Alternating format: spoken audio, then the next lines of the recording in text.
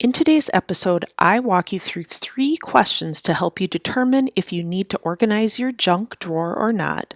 We'll also explore why we have junk drawers and if they serve a purpose in our homes. I'm your host, Tammy. Welcome to the Home Organizing for Beginners podcast. If you're looking for the same old, and how to get organized and stay organized, this is not the place for you. But if you're looking to actually make it happen by doing something different than what you've done before or what society tells us, then you're definitely in the right place. In this podcast, you'll get tangible and simple instructions about home organizing, cleaning, and time management because they really all go hand in hand, don't they? These instructions keep you, your family, and your current season of life at the core so that you can finally feel like you have it all under control. So, we are going to dive right in. I want to share with you in my research what I found. So, a junk drawer, it's a household catch all storage space, typically in the kitchen for small miscellaneous items that don't have a dedicated home. Now, I think that's important because they don't have a dedicated home. It wouldn't be going into the junk drawer if it had a dedicated home, right? At least not for the most part. I also have a whole bunch of other podcasts out there about how to declutter and organize the junk drawer. So these are podcasts by other people. I have never done a podcast to date about junk drawers, but the titles, How to Declutter and Organize the Junk Drawer. Effective steps to declutter the junk drawer. Organize your junk drawer in 3 easy steps. I think these things are all missing. The very first thing we have to do is even decide if the junk drawer is worth organizing or not.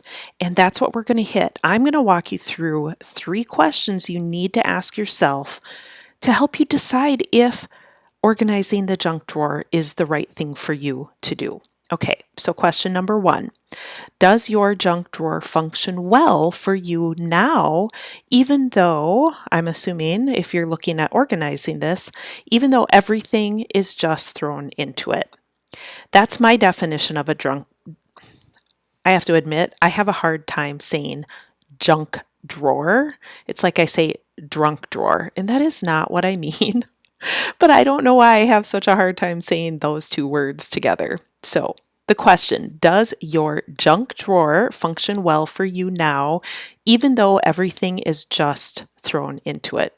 Again, that's what I think of when I say junk drawer. If it's an organized space that has dedicated spots for everything that you put into it, it's not really a junk drawer. At least I don't think so. Question number 2. Are you the only one who puts things into that drawer and takes things out? If not, then you need to confer or converse with those other people as well as to if you should or should not organize the drawer. And if you do organize it, then you need to incorporate the thoughts and ideas of those people as well. The third question, will an organized junk drawer stay organized? You don't want to take the time to organize that drawer only to have it fall apart in short order, right? Because then you end up organizing it over and over and over again. In the Organizing Foundations course, I walk you through the exact steps you need to take in order to keep your organized spaces organized. So the core of organizing your home really is to consider you, your family, and your current season of life. And that's what makes Organizing Foundations course different than these other things that you're going to purchase and download and checklists and all of that kind of stuff. It's different because you get to consider how you live your real life, how your daily life actually unfolds through the entire process of getting your home organized. So you can learn more or order at www.homeorganizingforbeginners.com. So let's look at why people have a junk drawer. It's because we have things that we don't really have a home for, right? We have these small keys, or we have these hearing aid batteries, or we have these small special batteries for, I don't know, a little flashlight or something like that.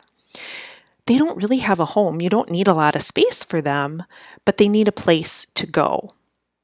And as long as you know, for the most part, what you're looking for when you're in that drawer, that's helpful, right? So we have things like safety pins.